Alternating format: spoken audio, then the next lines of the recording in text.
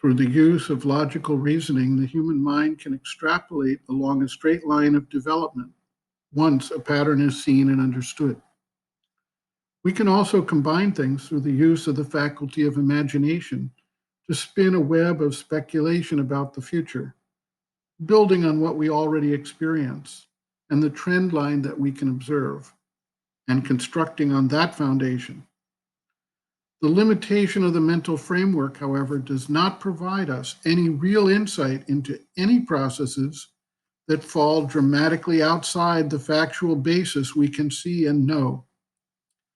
Just a few short centuries ago, it was virtually impossible for anyone to determine that humanity would travel to the moon or be able to do genetic recombination and gene splicing, or that all of humanity would be tied together in a communication network for voice, image, and instant communication.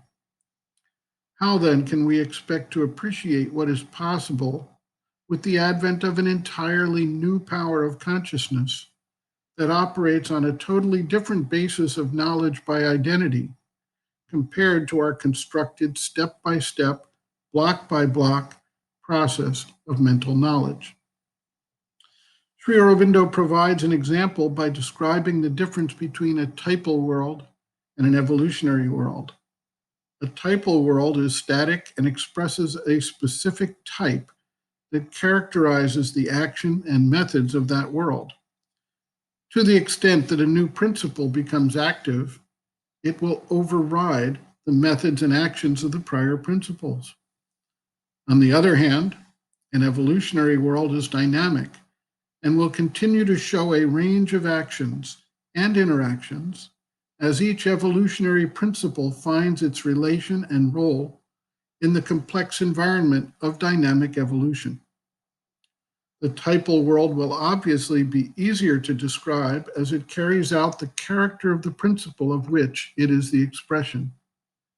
The evolutionary world has to account for a complex interaction of potentially vastly different ways of living, seeing, knowing, and acting.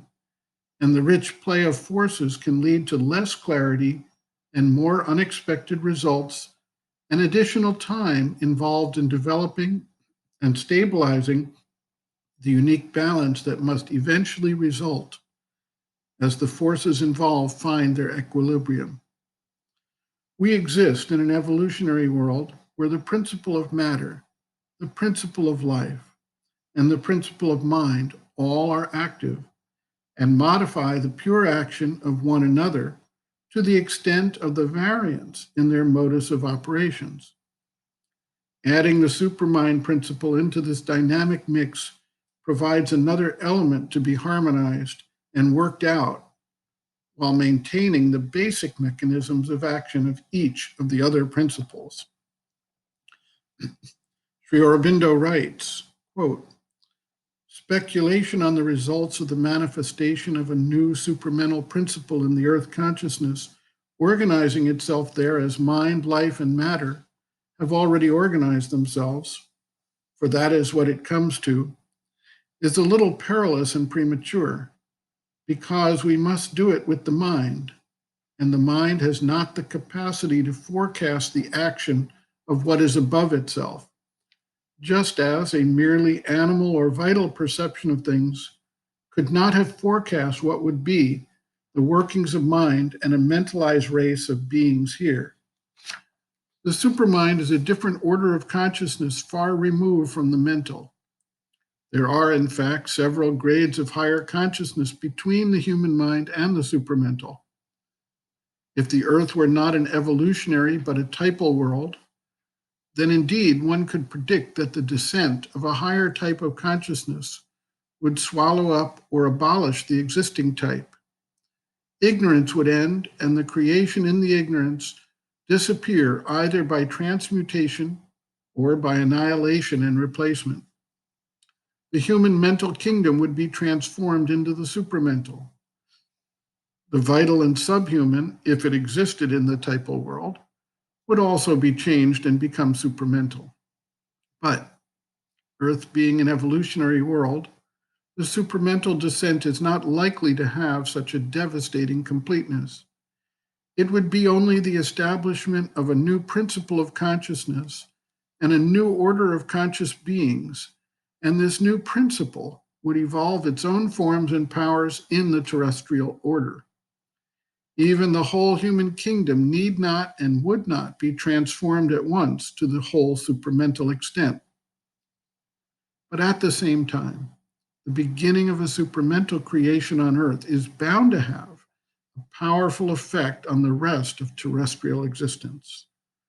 Its first effect on mankind would be to open a way between the order of the truth light and the orders of the ignorance here on Earth itself, a sort of realized gradation by which it would be possible for mental man to evolve more easily and surely from the ignorance towards the light, and as he went, organize his existence according to these steps. For at present, the grades of consciousness between mind and supermind act only as influences, the highest of them very indirect influences, on human mind and consciousness, and cannot do more. This would change.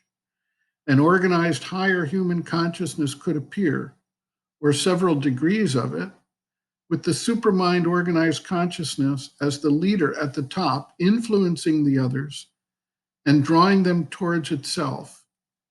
It is likely that as the supramental principle evolved itself, the evolution would more and more take on another aspect.